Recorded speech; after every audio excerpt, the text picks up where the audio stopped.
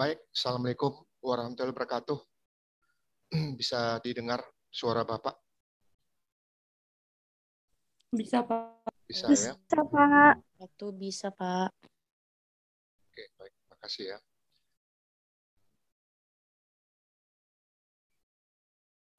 Sebentar lagi masih ada waktu. Kita baru ada 15 orang ya.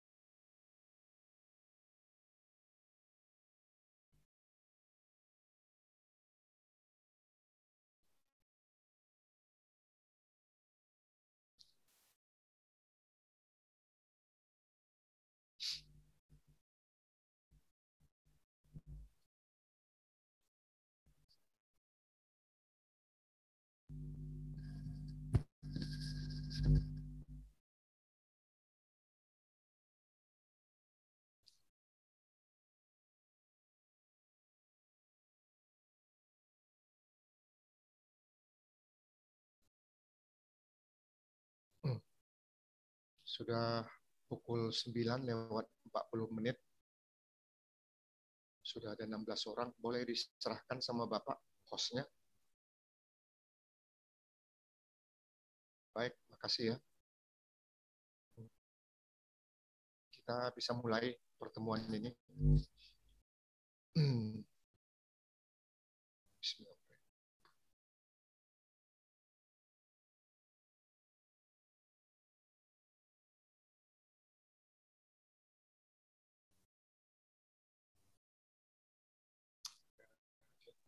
Situ mulai, situ masuk.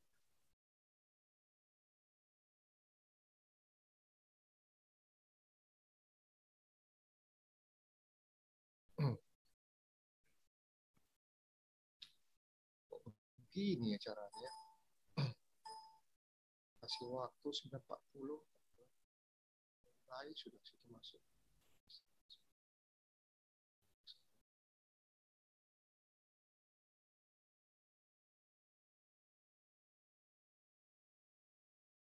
Baik. Ya, Assalamualaikum warahmatullahi wabarakatuh. Selamat pagi. Salam sejahtera semua, saudara sekalian. Hari ini kita pada pertemuan yang ke-13, tanggal 29 November 2021, kita masuk pada topik pembangunan desa berbasis Sustainable Development Goals atau tujuan pembangunan berkelanjutan. Topik hari ini sangat penting buat kalian, terutama nanti waktu melakukan kuliah kerja nyata, kalian turun nanti ke desa-desa di mana misalnya desa binaan kita itu, seperti di daerah Batubara misalnya, di situ tentu kalian bisa nanti mewawancarai ke rumah-rumah penduduk untuk membuat kuesioner atau pertanyaan-pertanyaan yang ada kaitannya dengan tujuan pembangunan yang berkelanjutan ini, diantaranya tentang data diri, kemudian juga tentang masalah pendidikan, kesehatan, masalah ekonomi, sosial, dan juga masalah lingkungan hidup dan sekitarnya. Jadi memang banyak nanti daftar pertanyaan yang bisa kalian ajukan sewaktu kalian nanti melaksanakan KKN. Dari situ nanti kalian bisa dapat data-data yang akurat tentang desa yang kalian datangi tersebut, apakah memang itu sudah memenuhi yang namanya tujuan pembangunan berkelanjutan ini, terutama dalam menghadapi yang namanya perubahan iklim. Baik, kerangka paparan kita Kita hari ini yang pertama pengantar dulu, ya.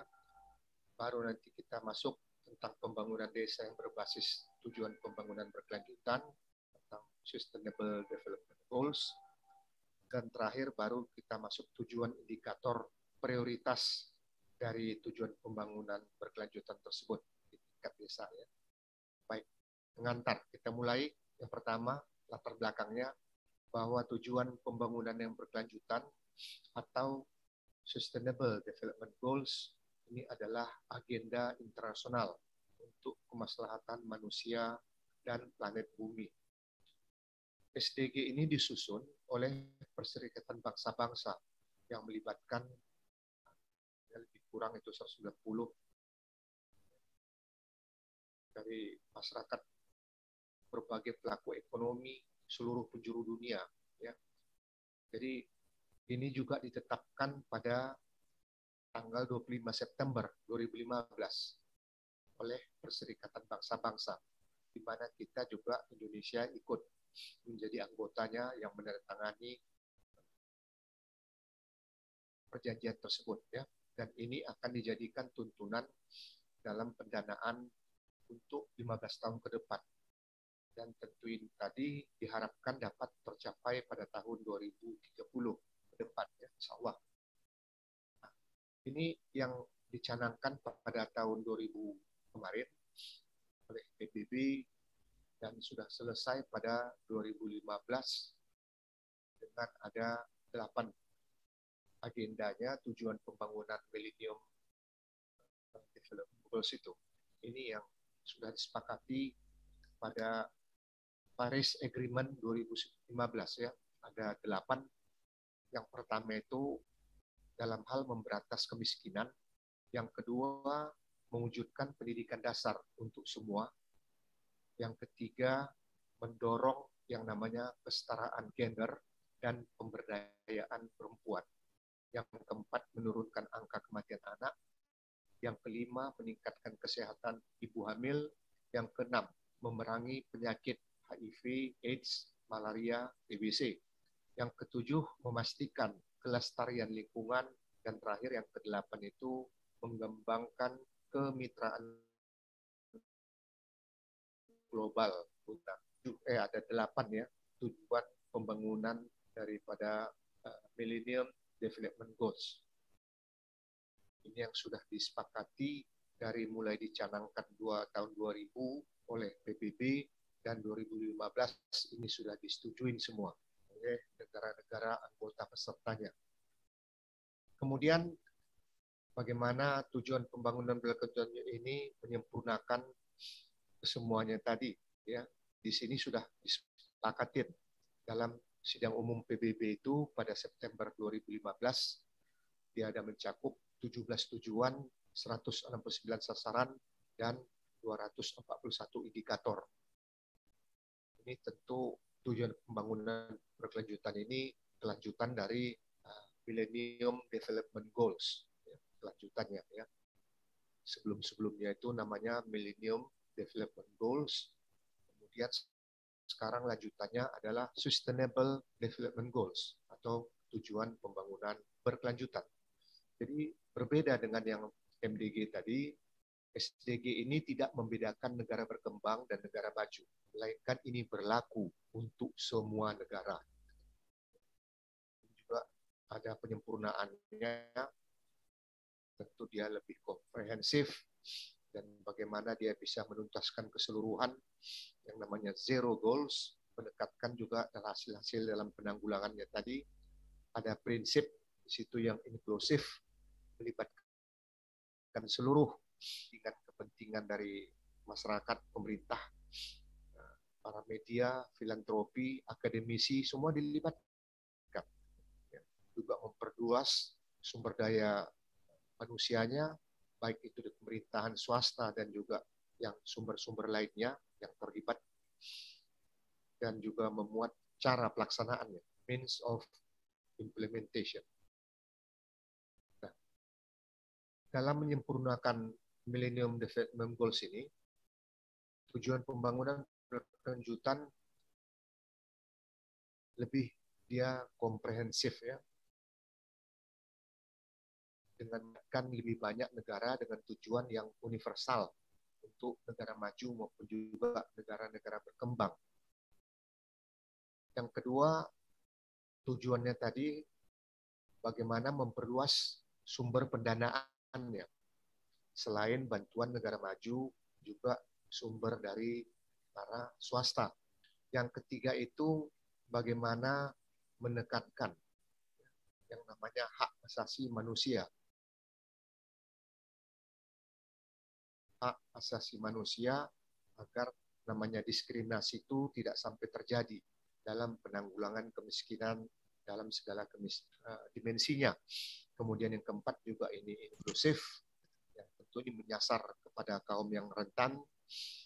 Yang kelima ini juga melibatkan seluruh pemangku kepentingan, termasuk juga pihak pemerintah, para pebisnis, pakar, dan juga akademisi. Yang keenam itu, kalau Millennium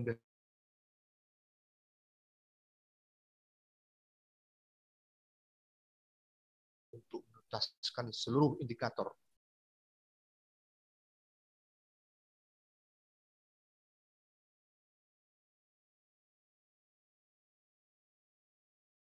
pelaksanaannya. Jadi ini memang sangat penting semua bagi kita untuk melibatkan bagaimana nanti ke depan supaya kita bisa mengetahuinya dengan pasti. Nah, ini yang dicanangkan tahun 2015 kemarin.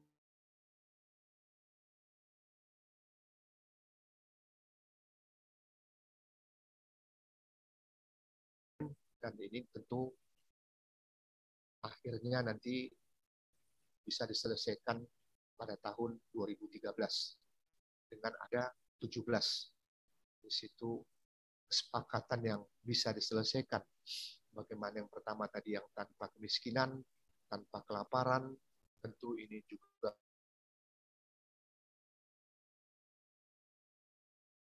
bagaimana meningkatkan pendidikan yang lebih berkualitas. Kelima juga masalah kesetaraan gender, pemberdayaan perempuan, ya, air bersih, sanitasi, kemudian juga tentang energi listrik, energi bersih dan terjangkaunya aliran listrik, ini juga penting. Dan ini semuanya ada sampai 17 yang sudah disepakati. Dan insya Allah yang final nanti diharapkan seluruh anggota negara pesertanya bisa selesai pada tahun 2030. Nah, ini tadi yang tujuan pertamanya sampai tujuan yang keempat. Kemudian ini sampai tujuan yang ke-8. Ini semuanya. Baik. Kemudian yang ke-9, 10, sampai 11 ini adalah membangun yang namanya infrastruktur, mengurangi kesenjangan antara intra, ya, antar negara. Yang ke-11 juga menjadikan kota dan pemukiman yang inklusif, artinya aman, tangguh, dan berkelanjutan. Kemudian menjamin pola produksi dan konsumsi yang berkelanjutan, mengambil tindakan cepat untuk mengatasi yang namanya perubahan iklim, ya, seperti yang kita alami sekarang ini, dan juga termasuk dampaknya. Ke-14, melestarikan, memanfaatkan secara berkelanjutan sumber daya kelautan, samudera untuk pembangunan yang berkelanjutan. Ke-15 itu bagaimana melindungi, merestorasi, meningkatkan pemanfaatan berkelanjutan ekosistem di daratan, mengelola hutan secara lestari, ya, menghentikan yang namanya perusakan hutan segala macam itu, pembakaran lahan, ya, memulihkan degradasi lahan tadi, dan bagaimana menghentikan kehilangan aneka ragaman hayati, ya, supaya jangan hewan yang ada di hutan-hutan lindung dan segala macam itu, hutan belantara, jangan sampai ini mengakibatkan namanya kematian, dan juga akan mereka itu berpencar, ya, karena sudah kehilangan tempat diam mereka, ini yang bisa masuk nanti ke daerah pedesaan atau perkampungan. 16 itu bagaimana tujuannya menguatkan masyarakat yang inklusif tadi. Yang ke-17 menguatkan sarana pelaksanaan dan merevitalisasi kemitraan global untuk pembangunan berkelanjutan.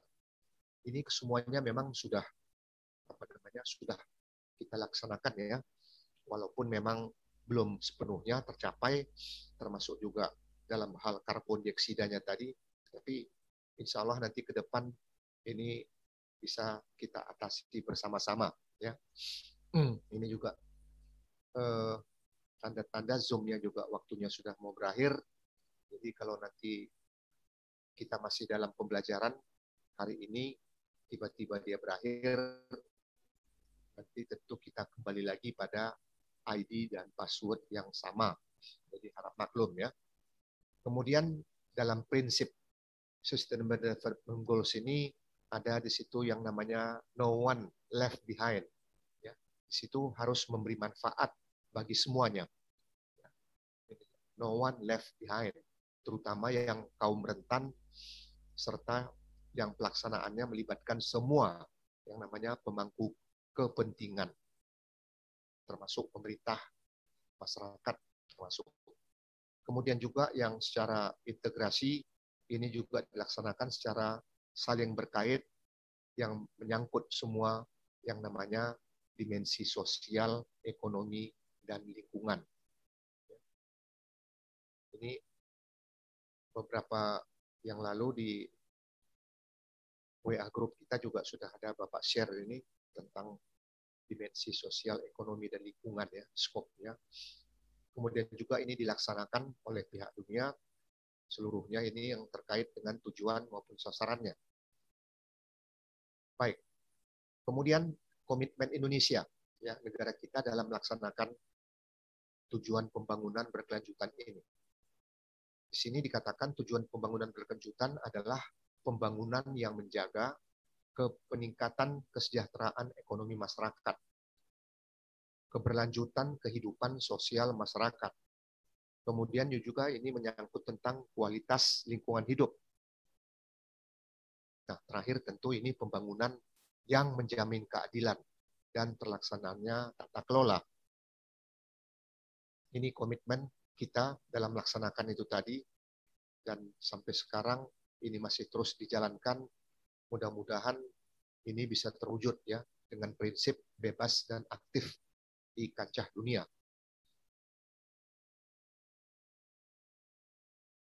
Presiden juga terus memantau pelaksanaannya tadi, karena beliau juga hadir beberapa bulan yang lalu ya, sebulan yang lalu atau 2 bulan yang lalu itu, yang dalam konferensi perubahan iklim yang ada di Roma, Italia, maupun juga yang di Glasgow, Skotlandia ya. Jadi pemerintah terus melalui presiden memantau pelaksanaannya. Bagaimana ini pencapaiannya tadi bisa menjadi tolok ukur tercapainya yang namanya agenda pembangunan secara nasional. Kemudian kedua, pembangunan desa yang berbasis tujuan pembangunan berkelanjutan tadi, Sustainable Development Goals. Nah, ini dia tentang pemukiman yang kemarin, yang dahulu. Ya. Ini pemukimannya perumahan yang ada berdasarkan dari objek development, pengembangan, pembangunan dari objek yang ada waktu itu. Kemudian juga tentang bagaimana sekarang ini yang berdasarkan dari subjek development tadi, ini tentu menghasilkan yang namanya driven development and participatory. Ini tentu menjadikan pemukiman yang lebih asri, yang lebih nyaman. Nah, bagaimana ini yang dikatakan dengan pendanaan, pendistribusi dari mulai tahun 2015 kemarin yang sudah disepakati sampai dengan 2018. Jadi dalam hal pendanaannya, bagaimana nanti pemukiman yang kumuh itu tadi bisa ini direhabilitasi, dikasih bagus kembali agar supaya lebih meningkatkan ya namanya kesejahteraan masyarakat desa. Nah, ini yang rekapitulasi yang mulai tahun 2015 sampai 2017 kemarin. Dalam hal menunjang ekonominya, ini termasuk jalan-jalan desa yang sudah dipenuhin ya, jembatan, pasar, kemudian juga bumdesnya, tambatan perahu, embung, irigasi, dan juga sarana-sarana olahraga. Ini dalam hal menunjang ekonomi. Kemudian juga dalam meningkatkan kualitas hidup masyarakat desa, ini juga sudah mulai ya. Yang pertama ini yang penahan tanah, bagaimana dalam perubahan iklim ini kan banyak yaitu yang pada longsor, terputusnya jalan antar desa ya, ini sudah pelan-pelan, ini sudah mulai direhab kembali oleh pihak pemerintah, baik itu yang secara nasional, kewilayahan maupun kabupaten kota. Juga menyangkut tentang air bersih, MCK, drainase, ini semua, posyandu, termasuk ini yang bagaimana meningkatkan kualitas hidup masyarakat desa ke depan. Nah, ini yang tadi 2015 sampai dengan 2018. Hal alokasi untuk biaya pembangunan perumahan desa tadi. Nah, penggunaan dana desa ini untuk pembangunan desa dialokasikan bagaimana mencapai tujuan pembangunan desa, yaitu meningkatkan kesejahteraan masyarakat desa dan kualitas hidup manusia serta penanggulangan kemiskinan. Ini yang prioritasnya berdasarkan Permendes nomor 19 tahun 2017 menyangkut bidang pembangunan desa, bidang pemberdayaan masyarakat, dan lintas bidang. Nah, ini dia bidang pembangunan desa tadi. Kalian bisa lihat program pembangunannya banyak dari situ ya. Mulai dari lingkungan pemukiman sampai dengan pelestarian hidup ada semua. Kemudian juga dalam pemberdayaan masyarakat, mulai dari peningkatan kualitas layanan sosialnya sampai dengan penguatan pemerintahan desa yang demokratis. Dan lintas bidang ini menyangkut produk unggulan desa, menyangkut bumdesnya, kemudian juga embung desa dan sarana olahraga desa. Dalam hal pembangunan desa berbasis tujuan pembangunan berkelanjutan ini sudah selayaknya ya diarahkan pada pembangunan sosial, ekonomi, dan lingkungan, skopnya secara luas, dan tentu dana desanya juga harus diarahkan untuk mendanai pembangunan sosial, ekonomi, lingkungan yang ada di tingkat desa. Tujuan dan indikator prioritas di tingkat desa. Ini yang saya bilang penting buat kalian jadi catatan nanti kalau kalian nanti melaksanakan kuliah kerja nyata, ya, kalian nanti terjun nanti ke desa-desa binaan, ini yang perlu kalian catat dan kalian juga harus tahu supaya nanti kalian bisa mendapatkan hasil yang bagus dan juga nanti dalam hal penyusunan skripsi ya, kalian nanti kalau skripsinya juga tentang masalah perubahan iklim atau juga Sustainable Development Goals, ya, ini nanti kalian bisa mendapatkan beberapa pertanyaan yang bisa nanti dicatat di situ supaya nanti kalian bisa dapatkan bahan dari masyarakat secara langsung. Ya, tiap desa itu tentu ada prioritasnya. Yang pertama, bagaimana meniadakan kemiskinan di desa. Yang kedua, dia memperkokoh ketahanan pangan desa. Yang ketiga, tujuan sehat dan kesejahteraan di desa. Yang keempat, secara umum juga pendidikan yang berkualitas di desa. Ini 4 tujuannya secara umum. Dan ini dia hambatan yang dalam pencapaian tujuan yang prioritas tadi. Jadi memang di setiap desa itu harus memiliki rencana pembangunan jangka menengah desa, ya, RPJM desa, DES. Dan juga ini ada rencana kerja pemerintah desa, ini juga menjadi acuan ya dalam pelaksanaan pembangunan desa tersebut. Dari sini nanti semua program yang sudah dibuat, kita dapatkan indikator yang aktual. Maka data dasarnya tadi, di situ yang mengindikasikan kondisi yang aktual yang harus tersedia, agar acuannya bisa mencapai sasaran pembangunan yang dilaksanakan di desa yang bersangkutan. Nah, tentu permasalahannya tidak semua desa itu memiliki data yang akurat, yang memadai, karena itu yang bisa nanti digunakan untuk sebagai landasan dalam penyusunannya tadi, rencananya tadi ya. Melalui KKN, tentu para mahasiswa ini dapat membantu terwujudnya permasalahannya tadi. Tentu tidak semua desa itu memiliki yang namanya data yang akurat. Jadi diharapkan melalui yang namanya KKN, ini mahasiswanya dapat membantu bagaimana terwujudnya ketersediaan data yang bisa digunakan untuk perencanaan pembangunan desa.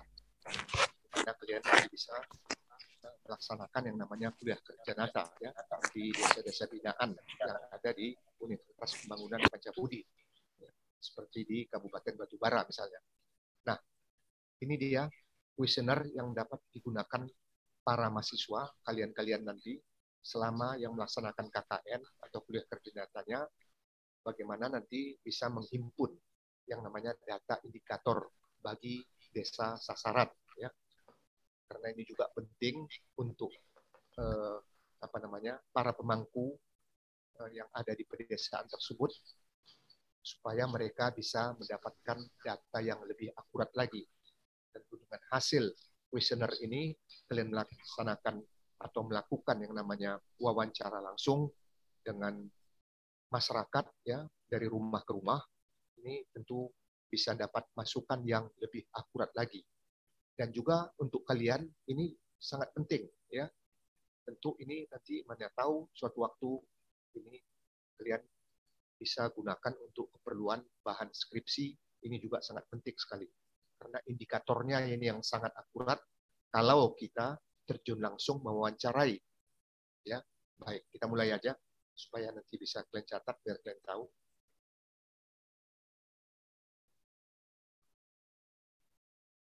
Nah, ini pertanyaan indikatornya yang perlu. Masuk. Ya. Lagi kita.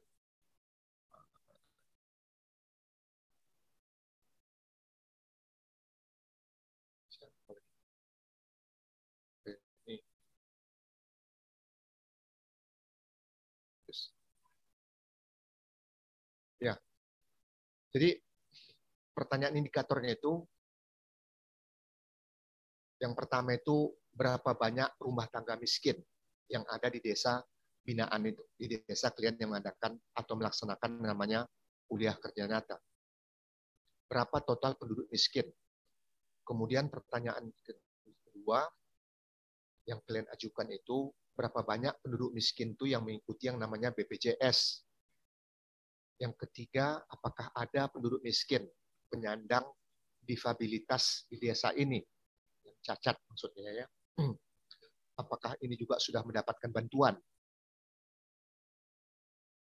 Kemudian juga berapa banyak jumlah penduduk miskin yang menerimanya bansos itu ya, bantuan langsung tunai, BLT.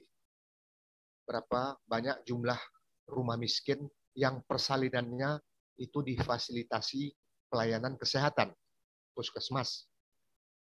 Berapa persen itu cakupan imunisasi dasar lengkap pada anak usia 12 sampai 23 bulan? Berapa banyak penduduk perempuan miskin yang memakai alat kontrasepsi, KB dan sebagainya? Apa namanya KB, pil KB apa segala macam itu ya, kalian tahu itu. Berapa banyak rumah tangga miskin yang mampu mengakses air minum yang layak? Berapa banyak rumah tangga miskin yang mampu mengakses yang namanya sanitasi, mandi cuci kakus, ya. Berapa banyak rumah tangga miskin yang mampu memiliki hunian yang layak, rumah-rumah yang layak itu ada berapa banyak. Kemudian juga berapa banyak jumlah, ya, berapa jumlah anak usia yang SD, berapa banyak anak usia SD tersebut yang tidak sekolah, Kemudian juga yang SMP, berapa banyak jumlahnya, dan yang tidak sekolah juga tidak berapa orang ya, yang SMP sampai dengan yang SMA. Jadi inilah yang jadi pertanyaan kalian nanti dari rumah ke rumah di desa binaan sewaktu melaksanakan KKN. Ya. Dalam hal pendidikan itu tentu anak SD, SMP, SMA, berapa orang jumlahnya yang masih sekolah dan berapa yang tidak sekolah. Kemudian berapa banyak penduduk yang belum mempunyai yang namanya akte kelahiran, ini juga penting. Kemudian juga berapa banyak rumah tangga miskin yang mampu mengakses yang namanya penerangan listrik. Kemudian juga berapa banyak anak balita, ya, ini kalau kita masuk pada peningkatan pertanian berkelanjutan sampai juga yang lain-lain yang ada kaitannya dengan ibu dan anak, ya. Berapa banyak anak balita di desa ini yang mengalami prevalensi kekurangan gizi segala macam, ini juga perlu ya menjadi pertanyaan. Berapa banyak penduduk di desa itu yang mengalami kekurangan tentang masalah kebutuhan-kebutuhan mereka dalam hal ibu dan anak tadi, bagaimana ini supaya bisa terpenuhin ya. Kemudian juga yang anak-anak balita di desa itu yang mengalami prevalensi stunting untuk yang pendek. Berapa banyak anak balita yang mengalami prevalensi yang wasting, yang kurus. Ibu-ibu hamil juga itu yang mengalami prevalensi anemia. Berapa banyak bayi yang di bawah 6 tahun itu yang mendapatkan ASI, air susu ibu itu, dan berapa rata-rata pendapatan petani kecil di desa binaan. Kemudian yang ketiga, ini menyangkut tentang kehidupan sehat dan sejahtera.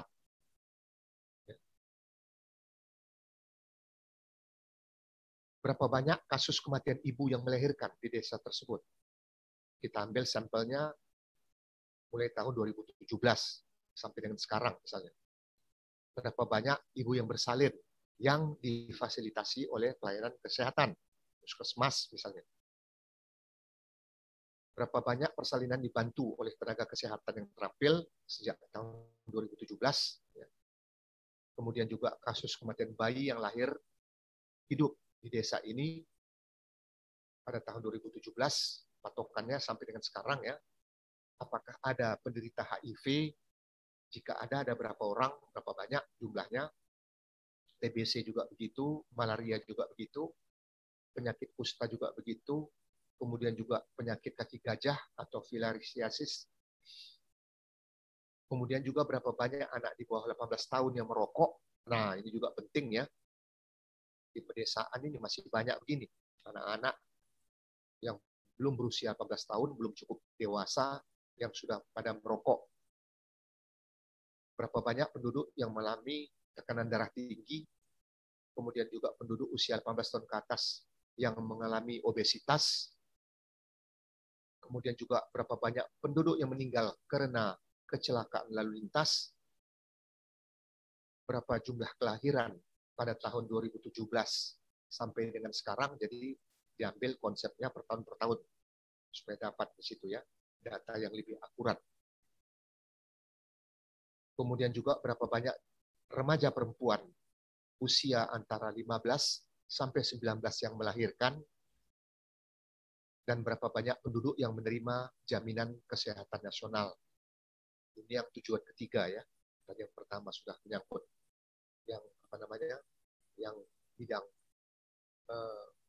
kemiskinan, yang kedua menyangkut bagaimana supaya tidak terjadi kelaparan, yang ketiga ini menyangkut tentang kehidupan sehat dan sejahtera. Ini 3 tujuannya.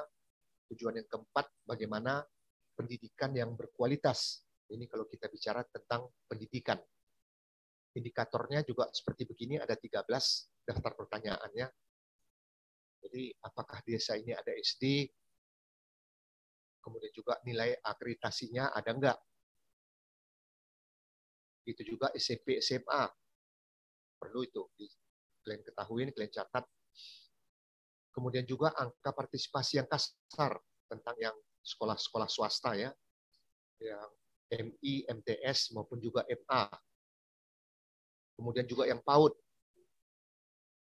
Kemudian juga kalau memang ada perguruan tinggi, apakah ada, berapa angkanya partisipasi kasarnya. Nah, menyangkut tentang laki-laki perempuan yang ada di desa itu, yang tamat SD atau yang sederajat ya, MI, madrasah ibtidaiyah, atau juga yang MTS, SMP, sampai dengan yang SMA, ya, atau MA yang di sekolah swasta agama. Tentu bisa tahu nanti ada berapa banyak dari segi tingkat kualitas pendidikannya, kesetaraannya tadi. Sampai nanti ini perguruan tinggi juga begitu, apakah memang ada yang sudah selesai dari perguruan tinggi di desa tersebut, baik itu laki-laki maupun perempuan.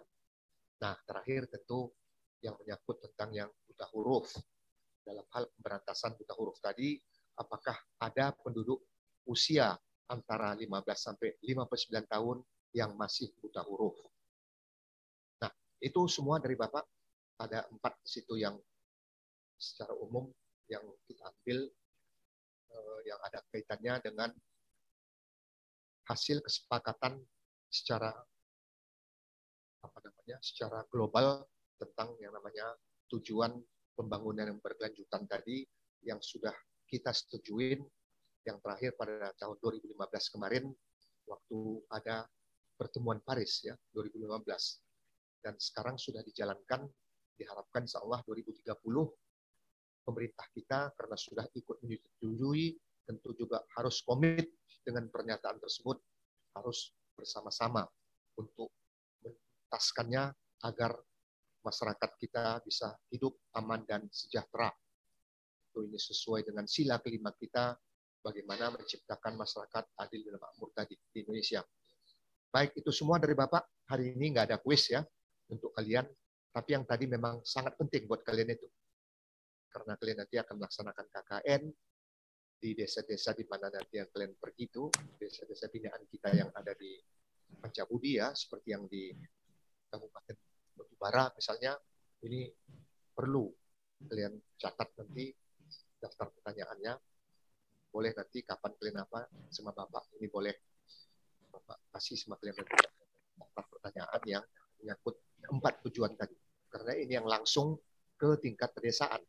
Jadi ini juga menyangkut skripsi nanti ke depan kalian juga bisa dapatkan data yang lebih akurat karena kalian sudah secara langsung mewawancarai penduduk desa dari rumah ke rumah. Itu saja dari Bapak, nggak ada yang lain. Inka, terima kasih. Silahkan kalau mau di screenshot hari ini. Wah, ya, tadi sudah banyak, ada 16 orang. Ini sudah menurun, tinggal 8 orang lagi partisipannya. Ya, silakan, Inka. Itu videonya diaktifkan semua ya. Jangan dipasifkan.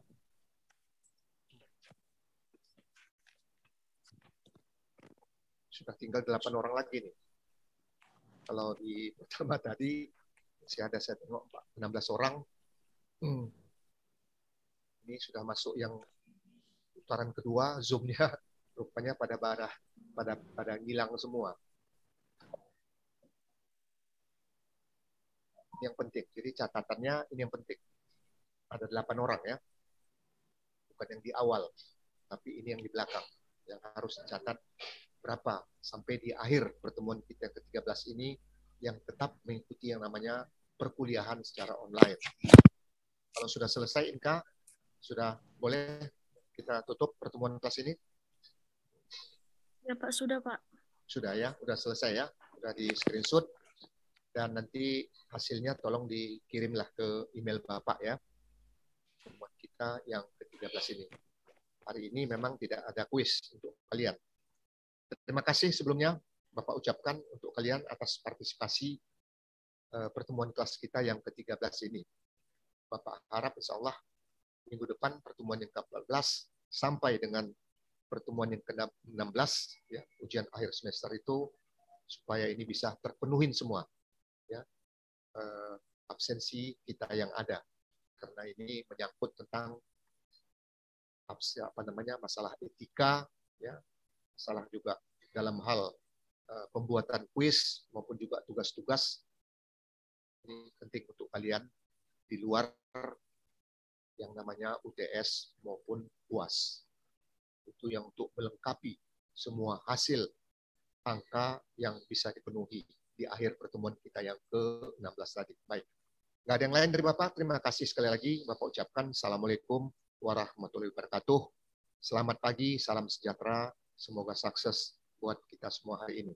Terima kasih sekali lagi. Waalaikumsalam warahmatullahi wabarakatuh. Waalaikumsalam warahmatullahi